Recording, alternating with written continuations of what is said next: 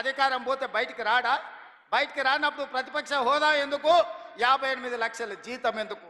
15 నెలల చంద్రశేఖరరావు గారికి తెలంగాణ రాష్ట్ర ప్రభుత్వం 58 లక్షల రూపాయల జీత భత్యాలు ఇచ్చి వందలాది మంది పోలీసుల పహారను వారికి కల్పించింది. నేను అడుగుతున్న వారిని, నేను అడుగుతున్న మీడియా మిత్రులని, నేను అడుగుతున్న ఈడుకొచ్చిన మా అక్క చెల్లెలని, అక్క మనం ఎక్కడైనా జీతం ఉంటే నెల జీతం ఇచ్చిన యజమాని ఎందుకు వస్తలేవని అడగడా? ఇంట్లో వండుకుంటే అని నేను అడుగుతున్నా. మన దగ్గర ఉన్నోడు ఎవడైనా, మన దగ్గర ఉండే టీచర్ అయినా, ఎస్ఐ అయినా, కానిస్టేబుల్ అయినా, ఏ ప్రభుత్వ ఉద్యోగైనా జీతం తీసుకుంటే జీతానికి రాకపోతే ఉద్యోగానికి రాకుండా జీత భత్యాలు 15 నెలలు తీసుకునేది ఎక్కడైనా ఉన్నదా?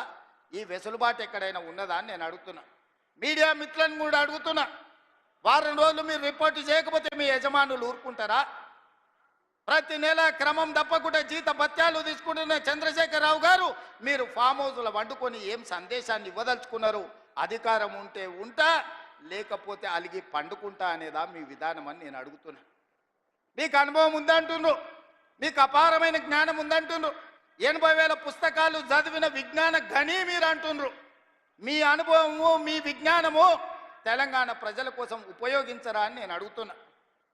మీరైతే 1,00,000 కోట్ల రూపాయలు సంపాదించుకున్నారు, టీవీలు పెట్టుకున్నారు, పేపర్లు పెట్టుకున్నారు, ఫామ్ హౌస్లు కట్టుకున్నారు.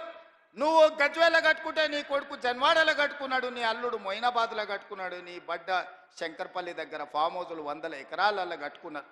మరి తెలంగాణ ప్రజలు ఉన్న భూములు అమ్ముకొని ఆత్మహత్యలు చేసుకుంటుంటే ఈ ట్రిక్ ఏదో మాకు చెప్పరా?